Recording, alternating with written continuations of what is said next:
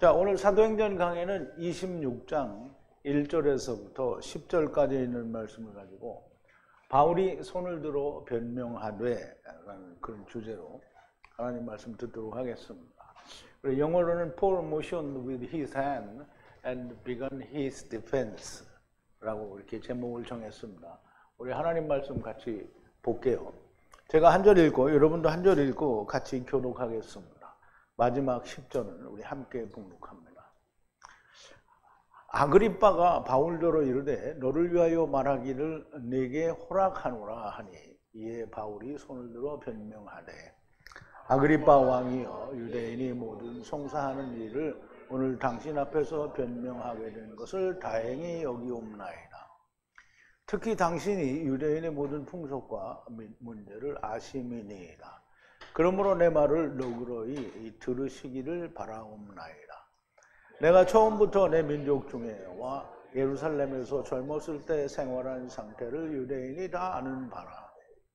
일찍부터 나를 알았으니 저희가 증거하려 하면 내가 우리 종교의 가장 엄한 팔을 쫓아 바리새인의 생활을 하였다고 할 것이라.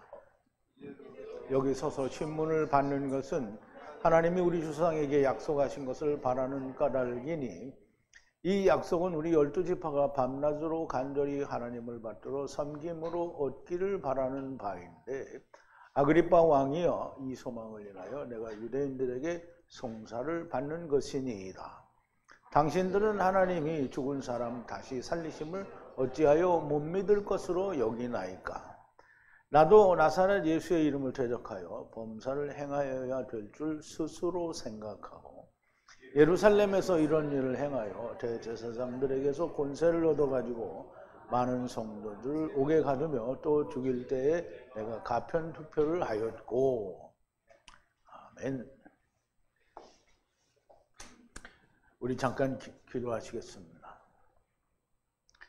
전지전능하시고 또 사랑과 은혜와 긍휼과 자비이신 우리 아버지 하나님께 감사와 찬송과 영광을 돌립니다. 아버지 하나님, 이제 하나님께서 사도 바울을 로마로 이제 궁극적인 이방으로 보내시기 전에 가이사랴와 그 지역에서 아그리빠 왕과 베스도와 그리고 유대인들 또 이방인들 사이에서 하나님의 진리의 말씀, 곧 사도 바울이 하나님께로부터 듣고 보고 배운 것을 증거하는 그 증거를 우리가 배우게 됩니다. 아버지 하나님, 이 말씀 하나하나 속에서 우리가 하나님의 참 진리를 온전하게 깨닫고 야다하는 귀한 시간이 되도록 역사하여 주시옵소서. 예수님의 이름으로 기도하옵나이다. 아멘.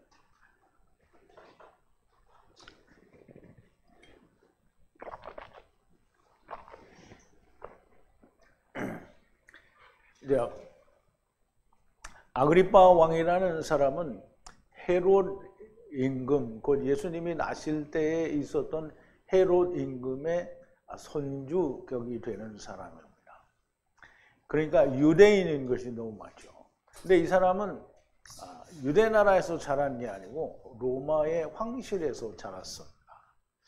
이제 로마의 기득권자들이 자기들의 이 통치자인 로마의 친로를 하니까 이제 이 사람들이 그 로마의 황실에서 자라나게 되고 또 거기에 볼모 비슷하게 잡혀 있기도 하고 그러는 거죠. 그래서 이 사람은 상당히 친로마하고요. 그리고 이 사람은 그럼에도 불구하고 여전히 유대인인 것이 너무 틀림없습니다. 그리고 그 앞에는 유대인들이 있고요. 또 베스도도 있고 이방인들도 있습니다. 근데 그때에 이 베스도가 아그리빠에게 어떤 날을 정해서 모든 사람을 다 불러요. 그래서 아그리빠 왕 앞에 이제 바울을 데려다 놓는데요. 그때 아그리빠가 바울에게 얘기하는 겁니다. 내가 내게 너 자신을 위해서 변명할 것을 허락한다라고 하니까 바울이 그때 손을 들어서 자기를 변명하는 걸 말합니다. 그 변명을 우리가 나중에 듣기로 하고요. 우선 오늘은 먼저 지난 시간에 나눴던 말씀을 되새김을 해볼게요. 베스도의 얘기입니다. 베스도가 내가 어찌할 바를 몰라서 이것에 대해서 논의하여 말하기를 예루살렘으로 가서 이것들에 관해 심판을 받으려느냐 하니, 그래서 내가 어찌할 바를 몰랐다라는 말은 유대인들은 죽여야 된다고 하고 고소를 하는데 자기가 볼 때에는 로마의 법으로 죽일 만한 근거나 결박할 만한 근거를 도무지 찾을 수가 없었기 때문입니다. 그래서 어떻게 해야 될 줄 모르니까 이제 또 유대인들의 편을 들어서 얘기한다고 얘기를 했죠. 그러면 네가 예루살렘으로 내려가서 나한테 재판을 받겠느냐. 거기서 있는데 뭐라를 기어 내려가서 거기서 또 재판을 받아요. 근데 이제 베스도가 흉심이 있어서 그랬던 거죠. 근데 그렇게 심판을 받으려느냐 하니, 그런데 바울이 황제의 신문을 받도록 자기를 지켜주기를 호소하므로 그를 가이사를 향해 보내기까지 그를 지키도록 명하였다라고 이제 베스도에게 얘기를 하는, 아니 아그리빠에게 얘기를 하는 거죠. 그런데 아그리빠가 베스도에게 말하기를 나도 이 사람에 대해서 들어보고자 한다라고 하니까 그 베스도가 얘기합니다. 내일 그를 들을 것이라고 말을 합니다. 그러므로 그 다음날 아그리빠와 베니게는 아그리빠 왕의 여동생이라고 했죠. 베니게가 환상적인 모습으로 천부장들과 성중의 높은 사람들과 함께 신문소 재판하는 대로 들어왔다라고 하는데요. 여기서 환상적이다라는 말은 우리가 너무나 잘 아는 대로 판타스틱하다 또는 판타지하다 이런 뜻인데요. 본래의 뜻은 헛되다라는 거예요. 그러니까 우리가 볼 때 막 판타스틱하고 뭐 그 전에 죽은 그 뭐예요, 그 디자이너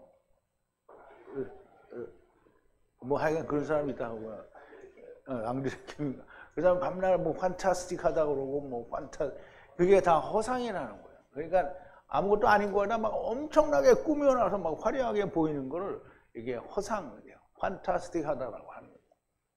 그래서 천부장과 그리고 높은 사람들과 함께 신문소로 들어오고 베스도가 명예 바울을 데리고 오라고 하니까 베스도가 바울을 데리고 이제 오라고 해서 아그리빠 왕과 우리 모두 함께 있는 사람들이 보는 이 남자에 관해 모든 유대인 군중들이 나에게 호소하기를 예루살렘에서도 그랬고 여기서도 그랬고 그를 더 이상 살려두지 말아야 한다라고 소리쳤으나 그러나 나는 죽기에 합당한 일을 행한 것을 발견하지 못했고 그가 이것을 황제의 심판을 호소하였고 그를 보내기로 하였나니라.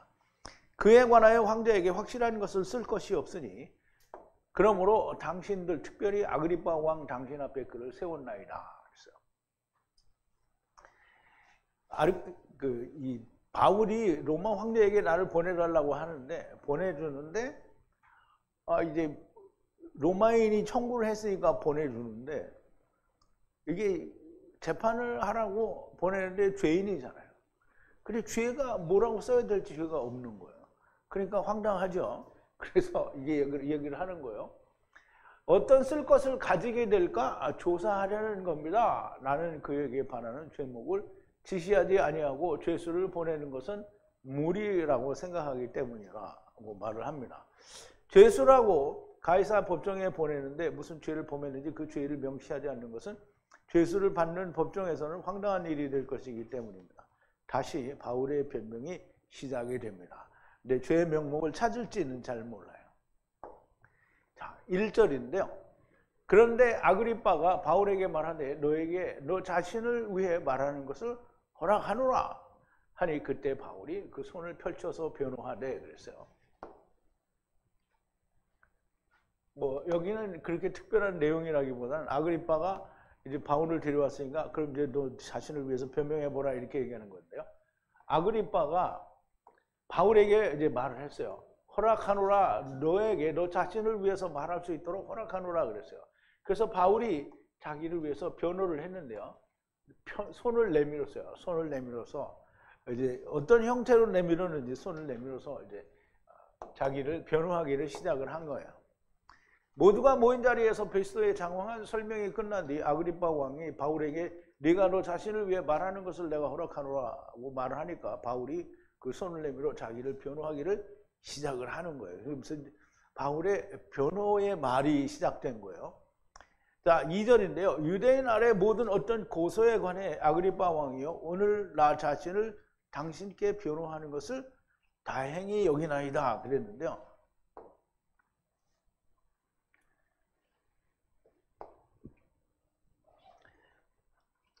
자, 모든 고소에 관하여 이 말이에요. 관하여. 유대인 아래 모든 고소에 관하여 아그리빠 왕이여 나 자신이 복되게 여깁니다 그랬어요. 오늘 당신 위에 방어 즉 변호하게 된 것을 복되게 여긴다 그랬어요. 복되게 여긴다라는 말은 뭐 아그리빠 왕 앞에서 하는 게 왜 복되겠어요? 뭐 살아날 것이기 때문에 복된 것도 아니고요. 여기서 복된다라는 말은 우리말로는 여기나이다 이렇게 했거든요. 근데 여기서는 복이에요. 복. 마카리오스거든요. 복이에요. 근데 왜 복이냐? 아그리빠하고 유대인들하고 이렇게 사람들에게 이방인도 있고 사람들에게 여기서 지금 바울이 간증을 하잖아요. 그래서 간증을 해서 아그리빠가 듣든지 베스도가 듣든지 누구든지 하나가 듣고 깨달으면 복이 되잖아요. 그럼 바울에게 복이잖아요. 근데 아무도 못 깨달으면 그 복은 누구한테 오는 거예요? 그냥 자기한테 오는 거예요.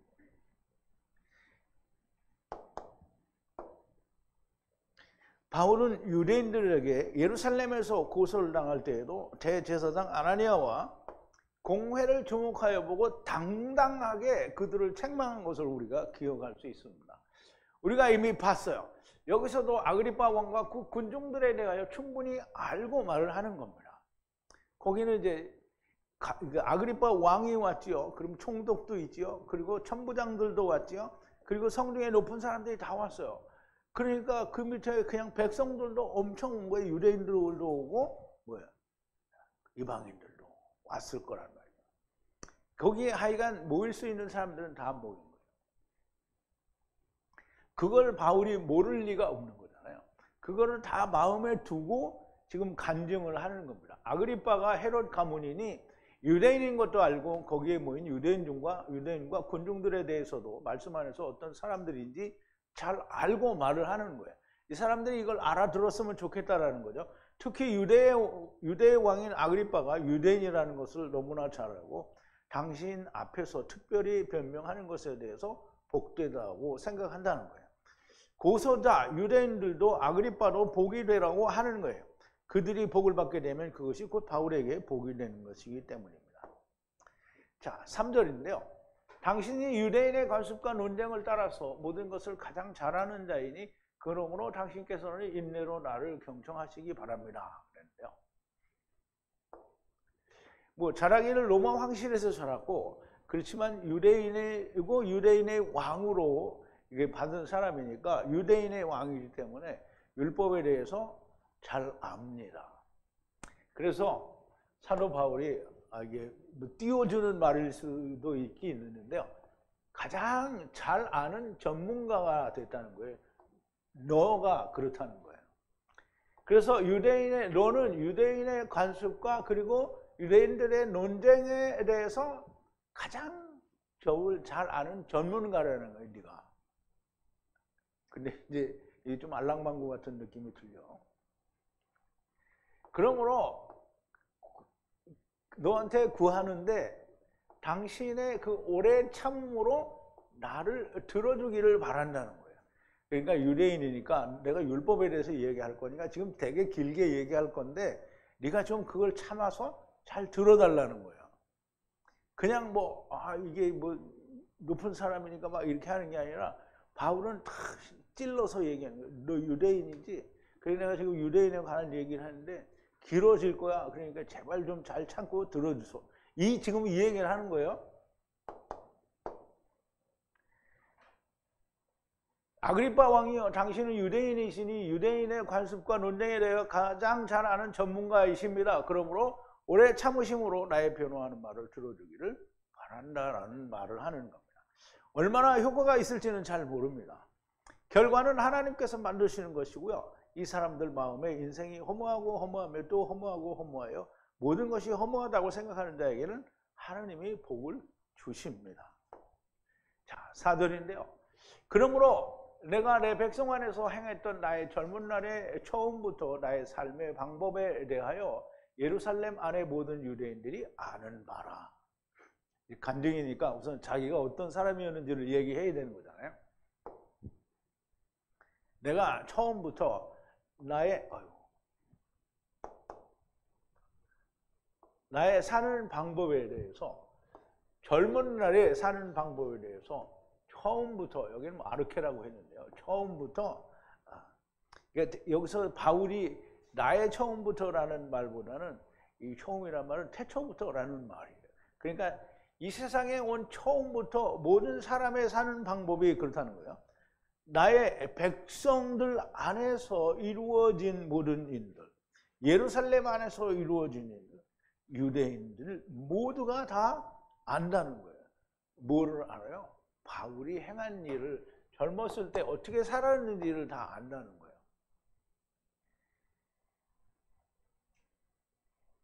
바울이 자기가 주님을 만난 것을 증거하는데 먼저 자기가 어떤 자였는지를 얘기해요. 그러니까 처음에 자기가 핍박했던 얘기를 하나 이랬더니 그게 아니고요. 자기가 바리새인으로 어떻게 살았는지를 얘기하는 거예요. 자기가 어떻게 주님을 핍박하고 박해했는지를 말하려는 것인데요. 바울이 그 이전에 핍박하기 전에 자기가 사울일 때 자기를 고소하는 유대인들과 아그리빠 왕이나 다름없이 주님을 전혀 알지 못했었다라는 얘기를 하는 거예요. 그러니까 자기도 너희와 같이 똑같이 알지 못했고 너희처럼 다 예수 믿는 사람을 때려잡던 사람이다, 이 얘기를 이제 하는 거예요. 자, 어쨌든 그 얘기는 조금 더 나오고요. 5절인데요. 나를 위로부터 알았으니, 위로부터라는 말은 아노덴이라는 말인데요. 위로부터 나지 아니하면 이제 구원받을 수 없다라는 말을 예수님이 니고데모에게 했지요. 위로부터 알았으니 증거할 수 있을 것이다. 우리의 가장 엄한 바를 따르는 의식으로 바리새인으로 살았다.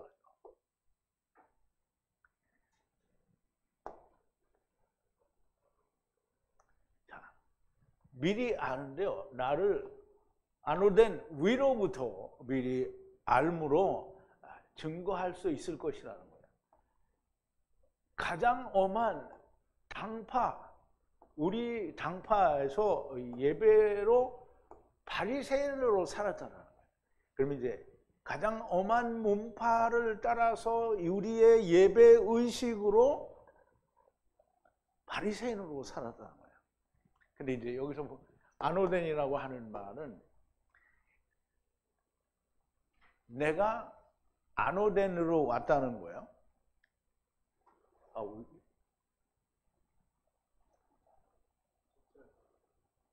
5절은 안 했는데 먼저 설명하고 있네.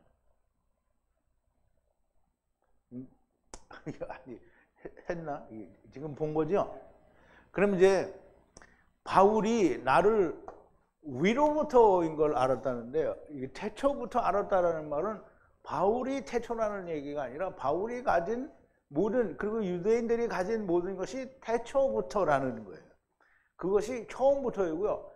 여기서 위로부터인 거라는 말은 바울이 위로부터라는 말이 아니라 바울이나 모든 자들이 다 위로부터 왔다라는 건데요. 유대인들은 그걸 모르죠. 근데 바울은 지금 그걸 알아요. 그래서 이 말을 하는 거예요. 그러니까 너희들이 이걸 알아들어야 된다라는 의미가 있는 거예요. 바리새인으로 살았다는 것을 예루살렘에서 사는 유대인들은 거의 다 알 거예요. 왜냐하면 바울은 워낙 바리새인인 것을 강조했고 또 그 바리새인의 위치에서 예수 믿는 사람들을 어떻게 다 때려잡은 거잖아요. 그래서 예루살렘에 사는 유대인들은 거의 다 알 것이고 정말 기세가 등등하게 성도들을 핍박하고 박해했기 때문에 자기는 정말 엄중한 바리새인으로 살았다는 겁니다. 그런데 이 엄중한 바리새인의 바라는 것과 이스라엘의 바라는 것을 말하려는 거예요. 이제 바리새인이 이렇게 엄중하게 하나님의 말씀을 지켜 살고 그러는데 또 이스라엘도 그렇게 한다는 거예요. 그리고 지금 하나님의 아래 이루리라 조상들에게 약속하신 소망 위에 서서 신문을 받는 거다. 그러면 이제 지금 신문을 받는 이유가 뭐라고 했어요? 전에 앞에서는 뭐라 했죠? 내가 부활의 소망을 인하여 신문을 받노라 했잖아요. 지금 그 얘기를 설명하려는 거예요. 그리고 지금 소망이죠. 희망, 소망. 아버지 조상들에게 약속하신 그 희망, 소망으로 누가 약속하냐면 아버지 하나님께서 이루리라고 약속하신 소망이에요. 그것에 서서 내가 심판을 받는다. 그러면 아버지께서 이루리라 우리의 조상들과 약속하신 그 약속에 대한 소망, 그거가 부활이라는 거잖아요. 그거로 인해서 내가 지금 심판을 받는다라는 얘기를 하는 거예요. 자, 무슨 말인지 설명이 이해가 돼요?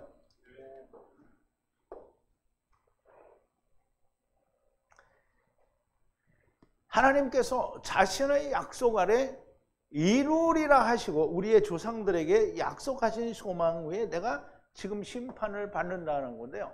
그러면 하나님께서 우리 조상들에게 이루리라 약속하신 소망이 무언가? 지금 7절에서 그걸 설명하는 거예요. 우리의 12지파가 밤과 낮 안에 쉬지 않고 예배하여 오리라 바라는 하나 되려는 어떤 소망인데 아그리빠 왕이여 이것을 인하여 유대인들에게 고소를 하는 겁니다 라고 얘기를 하는 거예요. 자, 이 약속은 우리의 조상들과 하나님께서 이루리라 약속하신 그 약속은 뭐냐? 그것과 하나가 되는 건데요. 12지파, 우리의 12지파가 쉬지 않고 열심히 밤과 그리고 낮에 예배하며 바라는 오리라 바라는 뭔가 오리라 바라는 소망이에요. 그 소망이 아그리빠 왕이요. 그 소망으로 인해서 우리를 유대인들이 나를 이렇게 고소하는 겁니다. 라고 얘기하는 거야. 그러면 그 소망이 무엇인지에 대해서 이제 다음 절에서 나와야 되겠죠. 자기가 바리새인으로 엄중하게 살아온 것은 우리 조상들에게 이루시리라 약속하는 하나님께서 하신 소망이고 그것을 우리 12지파가 밤낮으로 쉬지 않고 예배하며 그것과 하나 되려고는 오리라 하는 바라는 소망으로 신문을 받는다는 건데요.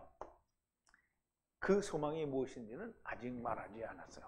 자기가 자란 바리새인들이나 또는 이스라엘의 12지파가 다 이 소망을 오리라 바라는 거예요. 모든 사람이 이 소망이 올 것이라는 것이고 이것을 인해서 하나님을 섬기고 예배하는 것이라는 말을 하는 거예요. 사도 바울이 얘기하는데 유대인들은 이게 무슨 말일지도 모르고요. 그런데 아는 사람은 알아듣습니다. 왜냐하면 우리가 거기 있었으면 잘 알아들었을 거야. 근데 우리는 거기 없죠. 여기서 다 알아듣는 거예요. 이것을 인해 하나님을 섬기고 예배하는 것이라는 말씀인데요. 8절에 얘기하죠. 그러면 그 소망이 무엇인지를 간단하게 말합니다. 어찌하여 당신들은 하나님께서 죽은 자를 살리실 것을 믿지 못할 것으로 판단하느냐. 그러면 이제 보세요. 죽은 자를 살리실 것을 어찌하여 믿지 못할 것으로 판단하느냐. 그렇죠? 그러면 지금 사도 바울이 이야기하는 아버지께서 이루리라 조상들에게 약속하신 그 소망이 뭐라는 거예요? 죽은 자를 살린다라는 거잖아요. 그러면 부활을 말하는 거예요. 부활을 왜 믿지 못할 것으로 여기느냐라는 말이에요. 그래서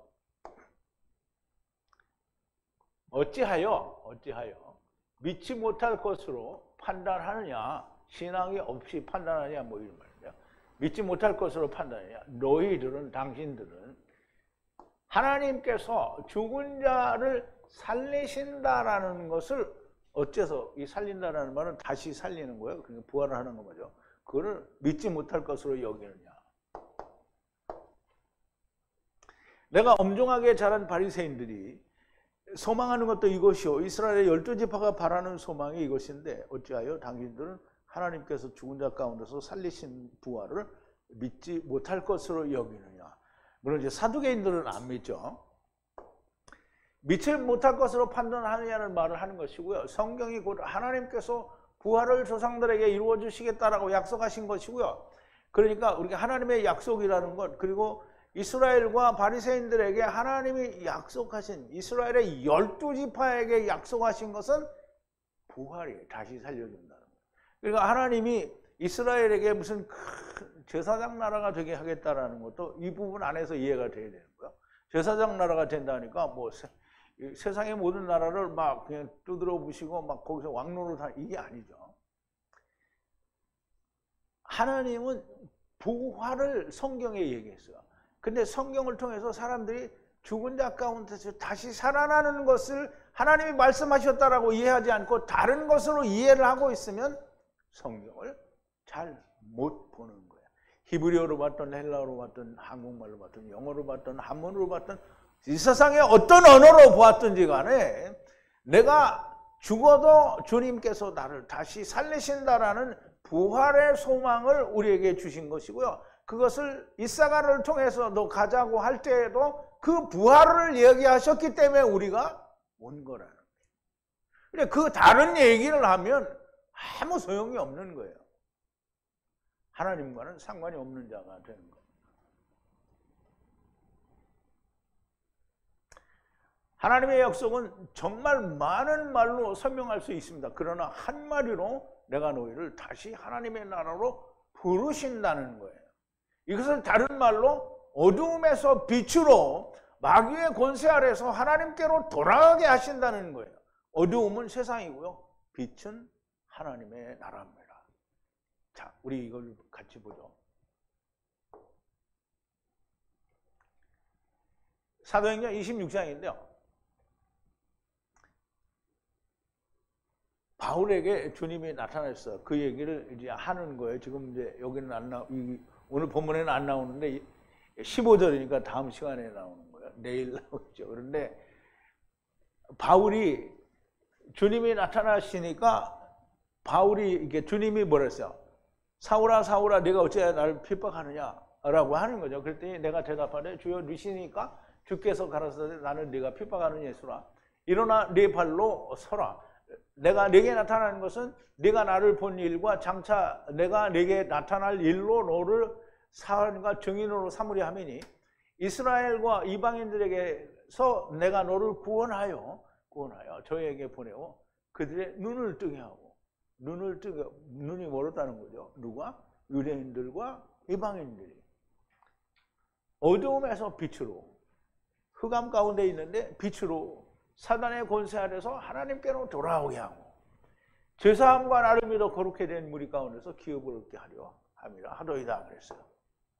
그러면 어두움에서 바울에게 하나님께서 보이신 것은 하나님의 나라로 우리를 부른다라는 말은 어두움의 권세에서 하나님께로 돌아오는 거예요.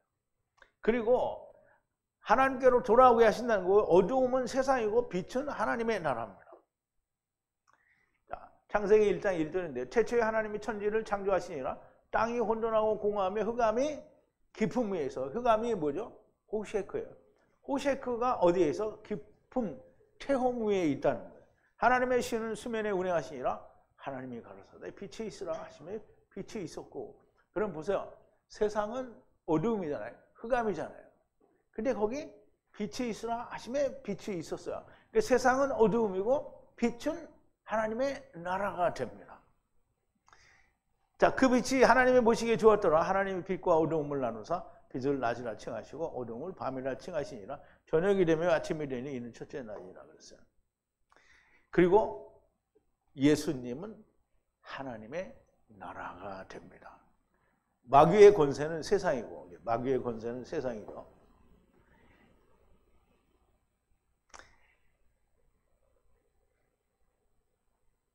이제 예수님이 제자들과 함께 가르치고 있을 때 이방인들이 예수님을 찾아옵니다. 저희가 갈릴리 벳사다 사람에게 빌립을 가서 청하여 가로되 선생님이요 우리가 예수를 배우고자 하나이다 하니 빌립이 안드레에게 가서 말하고 안드레와 빌립이 예수께 가서 여짜온대 예수께서 대답하여 가라사대 인자의 영광을 얻을 때가 왔다. 내가 진실로 너에게 이르노니 하늘의 밀이 땅에 떨어져 죽지 않으면 하늘 그들에 있고 죽으면 많은 열매를 맺느니라. 자기 생명을 사랑하는 자는 잃어버릴 것이요 이 세상에서 자기 생명을 미워하는 자는 영생하도록 보존하리라. 사람이 나를 섬기려면 나를 따르라. 나 있는 곳에 나를 섬기는 자도 거기 있으니 사람이 나를 섬기면 내 아버지께서 저를 귀히 여기시리라. 지금 내 마음이 면망하니 무슨 말을 하리요? 아버지여 나를 구원하여 이때를 면하게 하여 주옵소서. 그러나 내가 이를 위하여 이때에 왔나이다. 아버지여 아버지의 이름을 영광스럽게 하옵소서 하시니 이에 하늘에서 소리가 나서 가로되 내가 이미 영광스럽게 하였고 또 다시 영광스럽게 하리라 하신대. 곁에 서서 들은 우리는 우레가 울었다고도 하며 어떤 이들은 천사가 저에게 말하였다고도 하니 예수께서 대답하여 가라사대 이 소리가 난 것은 나를 위한 것이 아니요 너희를 위한 것이라. 이제 이 세상의 심판이 이르렀으니 이 세상 임금이 쫓겨나리라. 그랬어요. 이 세상 임금이 쫓겨나리라. 이 세상의 왕이 누구라고요? 그 마귀. 이 세상은 마귀일 거예요. 근데 사람들이 그 기독교인들 예수 믿는 사람은 뭐예요? 이 세상이 하나님 건데 하나님 마음대로 안 되는 게 어디냐? 하나님 마음대로 안 되는 게 너무 많죠. 너무 많아요. 이 세상은 하나님께 아니에요. 누구 거예요? 마귀 거예요. 그런데 하나님 거는 누구 거? 뭐라고요? 오직 영만 하나님 거예요.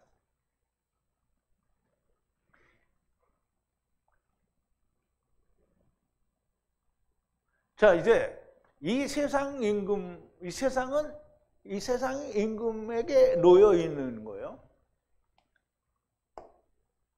자, 우리가 알고 있는 것은 하나님으로부터 우리가 아는 것은 우리는 하나님께 속해 있고 그리고 세상의 모든 것은 악한 자 안에 숨 두었다는 거예요. 그럼 우리말 그대로 우리가 아는 것은 우리는 하나님께 속하고 온 세상은 악한 자 안에 처하는 것이에요. 그러면 이제 우리는 하나님께 속했다. 이 말은 본래부터 우리가 하나님께 속했다는 말이 아니고요. 어둠 가운데 있는 데서 구별된 거예요. 빛으로. 하나님 안으로 구별이 됐다는 거예요. 그러면 세상은 여전히 악한 자에게 둔 거예요. 숨. 그리고 보세요. 세상은 이 하나님의 나라가 예수 그리스도가 됩니다. 마가복음 1장 15절에 보면 마가는 처음부터 이렇게 합니다. 그리고 말하기를 때가 찼다는 거예요. 때가 찼으니 가까이 왔대요. 무슨 하나님의 나라가 가까이 왔다는 거예요. 그러니까 회개하고 그리고 믿으라. 뭘 믿으라? 복음을 믿으라. 복음이 누구예요? 예수님이죠. 그러면 예수님이 하나님의 나라라는 거예요. 하나님의 나라가 가까이 왔어요. 그러니까 하나님의 나라에 들어가기 위해서는 율법에 대해서 어떻게 해요? 죽어야 되죠. 그런데 안 죽으니까 못 들어가는 거죠. 자, 하나님의 나라에는 우리가 성령의 보증으로 예수 그리스도 안에서 하나님의 나라에 있는 것이지만 본래 우리의 본향인 하나님의 나라에는 혈과 육은 유혹으로 받을 수 없다고 하셨어요. 그러니까 우리가 하나님의 나라에 가는데 혈과 육을 가지고는 못 가는 거예요. 그러므로 흙집을 벗고 하나님의 영원한 집을 입어야 됩니다. 이것을 하나님께서는 부활이라고 하시는 겁니다. 이것을 우리가 입어야 하는 겁니다. 둘째 사망에서도 하나님의 집을 입습니다. 그런데 이것을 하나님께서는 부활이라고 하지 않아요. 그래서 성경에는 둘째 사망이 둘째 부활이라 이렇게 말하지 않아요. 왜 그러냐? 우리가 이제 부활이라는 걸 이해를 해야 됩니다. 그냥 자기 본향으로 아버지의 집으로 돌아가는 것이지 그거를 부활이라고 하지 않는다. 다시 살았다 혹은 부활이다라고 말을 하는 것은 사망이 함께 존재할 때의 부활이라고 하는 거예요. 왜? 구별이 되어야 되잖아요. 얘는 죽은 자고 너는 산 자라는 거야. 그러니까 죽은 자가 있어야 부활이라고 말을 하는 거예요. 그러면 죽은 자도 음부도 사망도 다 삼켜버리는데 더 이상 부활이라는 말이 통용이 안 되는 거예요. 부활은 사망이라는 것이 존재할 때에 이건 다시 산 자다라고 하는 것이 나타나야 되기 때문에 부활이라는 거예요. 그래서 여전히 천년왕국도 있고 그 다음에 삼켜지는 자들, 미혹되는 자들이 여전히 존재하게 되고요. 둘째 사망에서는 모든 자가 삼켜지니까 그거를 부활이라고 하지 않아요. 왜? 다시 사는 게 아니에요. 그냥 그건 아버지께로 돌아가는 거니까.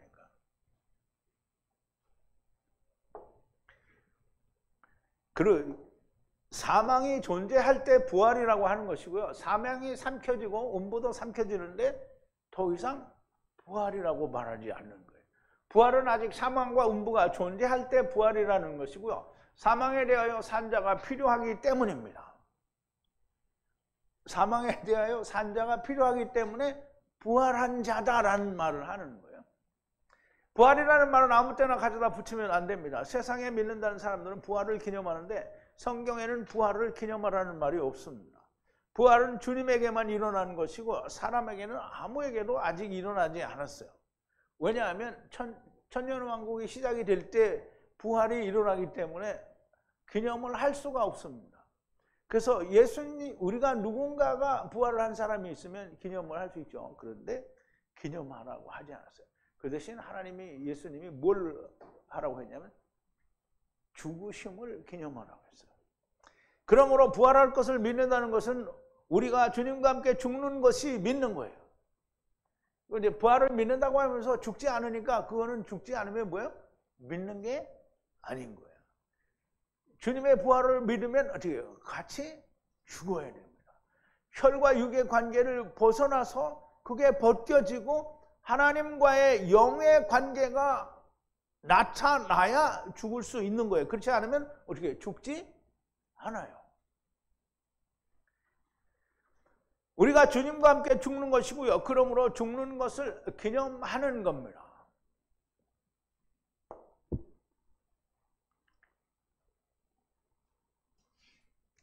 자, 이 고린도전서 11장인데요. 내가 너희에게 전하는 것은 주께 받은 것이니 곧 주 예수께서 잡히시던 밤에 떡을 가지사 축사하시고 떼어 가라사대 이것은 너희를 위하는 내 몸이니 이것을 행하여 나를 기념하라. 식후에 또한 이같이 잔을 가지고 가라사대 이 잔은 내 피로 세우는 새 언약이니 이것을 행하여 마실 때마다 나를 기념하라 하셨으니 너희가 이 떡을 먹으며 잔을 마실 때마다 주의 죽으심을 오실 때까지 전하는 것이라. 그러면 죽는 것을 우리가 행하고 그걸 기념하고 그거를 전하는 것이지 부활을 하는 게 아니에요. 그러니까 오늘날 우리가 부활절 기념행사 하는 거는 뭐예요? 무조건 다 잘못하는 겁니다. 성경에서 하라고 하지 않은 걸 사람이 만들어서 하는 거예요. 성경에서 하라고 하지 않은 것을 사람이 만들어서 하는 게 뭐예요? 성찬절, 그리고 고르반, 바리새인의 누루, 세상 지식, 다 이런 겁니다. 신학, 이거. 하나님이 하라고 안 했는데 자기들이 만드는 게 신학인 거예요. 그러므로 부활을 기념하는 것은 사람의 생각이고요. 주님 오신 날을 기념하는 것도 역시 사람의 생각입니다. 자기의 생일을 기념하라는 말씀도 성경에 존재하지 않는데 다 사람이 좋아하는 것을 하는 거예요. 이제 저는 언제부턴가 이 생일을 안 하는데요. 그래서 이 칠순도 안 했고요. 앞으로도 안 할 겁니다. 왜? 성경에서 하라고 안 했어요. 근데 사람들이 생일이라고 좋다고 우리가 온 것도 영광이니까 막 이거 하자 그러는데 아니 성경에서 그 너네들이 영광이니까 온 것도 기념하라 이렇게 했으면 하죠. 근데 그런 거 없어요. 하라는 말이 없어요. 근데 뭐 헤롯 왕이 뭐 생일을 하지. 네가 헤롯 왕이냐? 너 헤롯 왕을 해라 이 자식아. 그러면 그거 하면 됩니다. 그럼 헤롯 임금하고 똑같이 되는 거예요.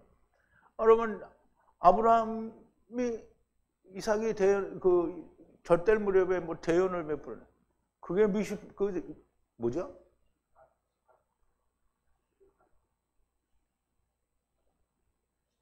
이게 메시파인가? 아니 이게 자기를 넘겨주는 거야. 이게 말하자면 그게 이제 예수님의 십자가 사건을 예표하는 건데요.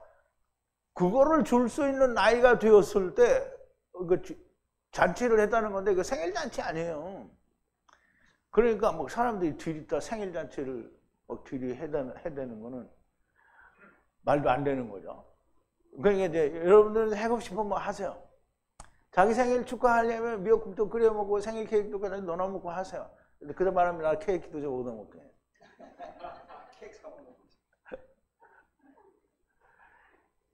자기의 생일을 기념하라는 말씀도 성경에는 존재하지 않아요. 사람이 좋아하는 걸 하는 거예요. 사도 바울은 왜 이렇게 하나님께서 우리 조상들에게 이루어 주시겠다고 약속하시고 그 이룬 것을 믿지 못할 것으로 판단하느냐는 겁니다. 나도 그랬었다라는 말을 하게 되는데요. 19절인데요. 나도 나사렛 예수의 이름에 관하여 많은 반대를 행하여야 할 줄을 스스로 생각하였다 그랬어요. 스스로 생각했다는 거잖아요. 하나님이 알려주셨다는 게 아니에요. 자기 스스로 생각했다는 거예요.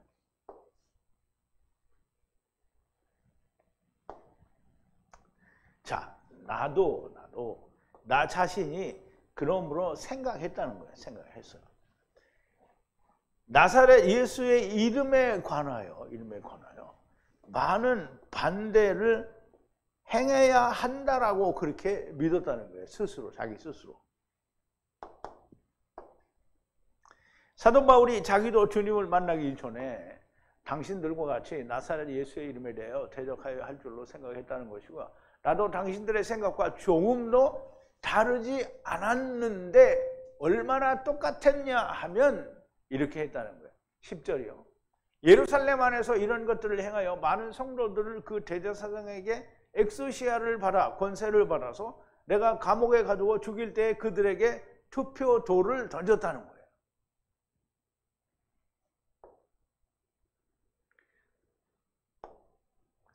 자, 이러한 것을 했어요. 어디서? 예루살렘 안에서. 그리고 많은 성도들을 감옥에 가뒀어요. 누가? 내가. 그 대제사장으로부터 권세를 받아가지고 죽일 때에 그들에게 던졌어요. 뭘 던졌어요? 투표돌을 던졌다는 거예요. 돌을 던졌다는데요. 투표돌을 던졌어요. 죽는 데다가 던졌다는 거예요. 가표를 던졌다는 거예요. 그러면 우리가 뭐 익히 사도 바울의 그 핍박, 그 예수 믿는 성도들을 핍박한 거에 대해서는 우리가 잘 알잖아요. 그죠? 바울은 내가 당신들이 나를 죽이려고 하는 것처럼 나도 나사렛 예수의 이름에 반대하여 대제사장에게 가서 권세를 받아가지고 성도들을 옥에 가두고 죽는 것에 돌을 던졌다라는 거예요. 이처럼 당신들과 조금도 다르지 않은 사람 핍박자요 박해자였으나 주님을 만난 후에 달라졌다라는 것을 달라졌다는 건데 잘못된 것 같아요. 다음 시간에 이제 이야기하게 되는데요. 진짜 간증은 다음 시간에 나오는데요. 예수를 믿는데 여전히 율법을 지켜야 한다는 자들은 자, 사도행전 21장인데요. 바울이 가이사랴에서 이제 예루살렘으로 들어갔죠. 예루살렘으로 이제 맨 나중에 누구죠? 빌립의 집을 지나서 이제 가이사랴로 예루살렘으로 들어갔는데요. 예루살렘에 들어가서 형제들을 만나고 자기가 모든 여기 장로들을 만나고 바울이 문안하고 하나님이 자기의 봉사로 말미암아 이방 가운데서 하신 일을 낱낱이 고하니 저희가 듣고 하나님께 영광을 돌리고 바울더러 이르되 그대도 보는 바에 유대인 중에 믿는 자 수만이 있으니 다 율법의 열광자라. 유대인 중에 믿는 자가 얼마라고요? 수만이 있어요. 근데 그 수만이 뭘 주장을 해요? 율법에 대해서 열광자래요. 바울이 행한 것을 동일하게 행하고 있는 거고요. 그러면 바울이 전에 했던 일을 유대인들이 지금 바울에게 똑같이 행하고 있는 거예요. 아무리 나는 아니라고 우긴다고 해도 주님이 나는 너를 도무지 모른다고 하시면 소용이 없는 겁니다. 율법이 세상 끝날까지 있을 거라고 좋아하면서 지켜야 된다고 하는 것은 네가 율법에 대하여 죽지 않았다는 거예요. 율법에 대해서 죽었으면 지켜야 된다는 말을 할 수가 없죠. 죽지 않았다라는 것을 증거하는 것이고요. 그리스도의 나무에 달려 죽으시고 다시 사심같이 나도 나의 나무에 달려 죽고 주님의 다시 사심과 같이 함께 산 자는 주님의 흙집에 대하여 율법에 대하여 세상에 대하여 죽은 것과 같은 겁니다. 다시 사신 주님은 더 이상 율법 아래에 있지 않아요. 우리가 성경으로 안 믿으니까 사람들이 개떡 같은 소리를 하는 거예요. 자, 갈라디아서 4장인데요. 때가 참에 하나님이 그 아들을 보내사 여자에게서 나게 하시고 율법 아래 나게 하신 것은 율법 아래에 있는 자들을 속량하시고 우리로 아들의 명분을 얻게 하려 함이라 그랬어요. 그러면 예수님이 율법 아래 놨어요. 우리와 같이. 그럼 율법에 대해서 예수님이 죽었어요. 그럼 예수님은 율법 위에 이제 살아난 거예요. 그럼 율법 아래에 있는 자들을 속량하려고 죽어서 나왔으니까 율법 아래에 있는 자들이 주님을 따라서 나오면 율법 아래에 있지 않는 거예요. 그런데 율법을 지켜야 된다라고 말을 하는 것은 예수님은 믿지만 율법을 지켜야 된다라고 하는 것은 율법 아래 여전히 있다라는 거예요. 너희가 아들인 거로 하나님이 그 아들의 영을 우리 마음 가운데 보내서 아바 아버지라 부르게 하셨느니라. 그러므로 이제 이후로는 종이 아니요 아들이니 아들이면 하나님으로 말미암아 위엄을 입을 자니라. 율법 아래에 있는 자들 속량해서 속량해라. 그럼 율법에게 지불해야 될 것을 주님이 지불했다는 거예요. 그러면 주님만 지불했으면 안 되죠. 내가 똑같이 나를 지불해야 되는 거예요. 그래야 어떻게 율법 아래서 속량이 되는 거예요. 그러면 율법 아래서 속량이 됐는데 또 율법을 지켜야 된다 그러면 자기는 속량이 안 됐다라는 얘기를 하는 거예요. 율법 아래에 있는 자들을 속량하셨는데 다시 율법을 지켜야 한다면 자기는 속량되지 않았다는 말을 하고 있는 겁니다. 그런데 예수를 믿는다고 하는 것이고요. 당연히 주님께서 나는 너를 도무지 모른다고 하실 것이고요. 제발 눈이 열리고 어두움의 권세, 율법 아래서 빛으로 마귀의 권세 아래서 하나님께로 돌아오는 자들이 많이 나오기를 바랍니다. 제발 이런 부탁입니다. 제발 그렇게 많이 나오기를 바랍니다. 주의 군사. 율법 아래서 속량하시기 위하여 율법에 오셨고요. 율법 아래서 속량되셨고 그리스도와 함께 죽은 자는 다 똑같이 속량이 되는 겁니다. 우리 기도하시겠습니다. 사랑이 많으신 긍휼과 자비가 풍성하신 우리 아버지 하나님 감사와 찬송과 영광을 돌립니다. 저희들을 예수 그리스도로 말미암아 죄 가운데서 율법 아래서 우리를 속량하셨으니 우리가 더 이상 죄에 머무르지 않고 율법 아래 머무르지 않고 오직 위에 계신 아버지와 우리가 동행하고 하나가 된 것을 온전하게 우리 안에 이룬 자들이 다 되어지게 하여 주시옵소서. 예수님의 이름으로 기도하옵나이다. 아멘.